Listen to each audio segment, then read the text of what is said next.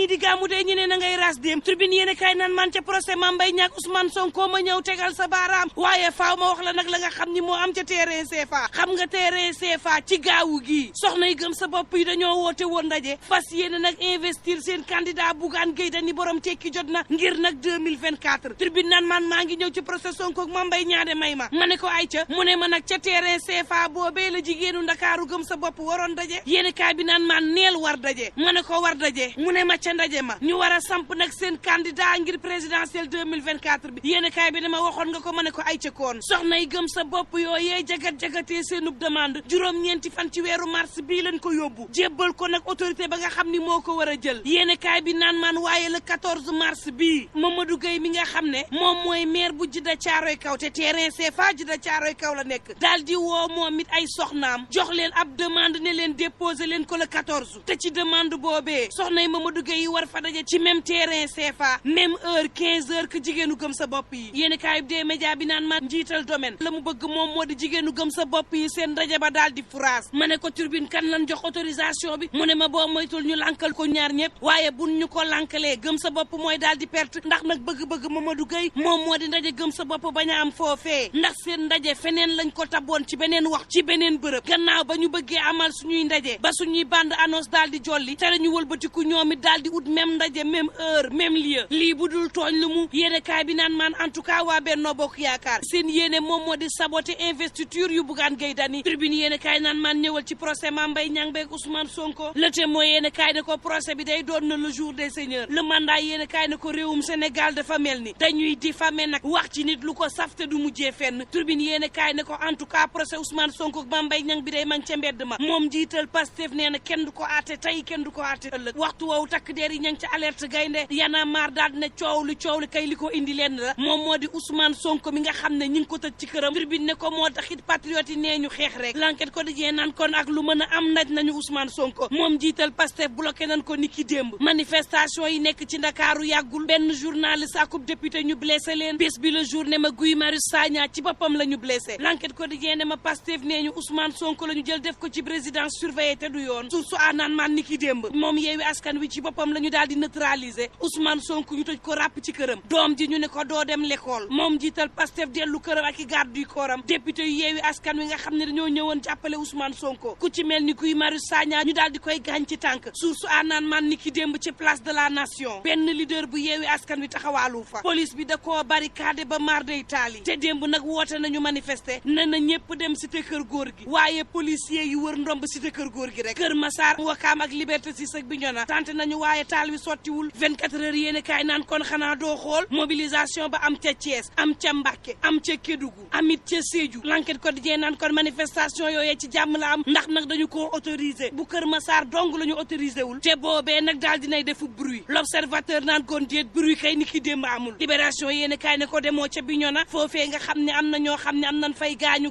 ay soxna def dung di manifester l'observateur naan kon waaye dans l'ensemble laa ne la réew mi tàkkul bu bal tàkkeet sagar xeeñul benn leader bu Yewwi Askan Wi ni ki démb génnoo manifester agresseur ni ki démb faf ñoo yor coow la di génn nag di langaamu ci kaw nit ñi critique yéene kaay naan kon ni ki démb day Yewwi Askan Wi mujjee nañu nag yeew askan wi ndax nag wooteeb manifester gi mën naa jural réew mi waaye direct news naan kon ay mën na cee bañ a am de ndax président Macky Sall nag dafa jël ay devant am daal di waajal bu nuppi les échos yéene kaay naan dàqu procès daal la avocat yi Ousmane Sonko yi wër léegi nag ay étranger sax faf nañu bàbbeeku ñëw ci mbir mi vox populi naan Ousmane Sonko daal loo ci mënti dégg dañ koo tëj ci këram daal di koy emprisonné jëlub dictat teg ci kawam ne ko doo dem doo dikk mu daal di mer ba futtu patriote yi fekk si ko tribune yéene kaay jox kàddu Aliou Ndaw ma jiite woon CREI yi Aliou naan procès en diffamation la ñu wax mbir la boo xam ne mën naa bañ a yegg si fii nekkul mbir moo xam ne mën na cee déjitum nguur las yéene kaay naan kon moo taxit bésub dëgg gi ni ki tey la ci tribunal bu Ndakaaru les échos yéene kaay ne attention sàkku nañu ñu daal di dàq procès bi de bàyyi leen xel loolu l'observateur naan ña ngi ko jaaree ci ne juge bi mënta àtte lii te lii ci juróom-ñeent ci fànn rek lañ ko mën a dàqee ndax tey procès bi mën nañ ko dàq L'Obs ne gëwuma ko Walf Quotidien en tout cas Sénégal yëngu na ni ki démb manifesté nañ ca Mbacké ca Saint-Louis ca Ziguinchor ca Bignona ca Podor ak ci Thiès Sénégal daal di yëngu ci rythme Yewwi Askan Wi tribune yéene kaay daal di ne ndax procès dëgg-dëgg mënees na koo def ci mbedd mi laas yéene kaay naan man waxtu woowu moom président Macky Sall ma ngay piis ndaw yi ne leen jàkk te bu leen ma xool fi mu toll nii taluma dara lu dul seeni mbir xëyu ndaw yi la bëgg auditer xool fu muy jaarale xëy yooyee tribune yéene kaay naan kon moo taxit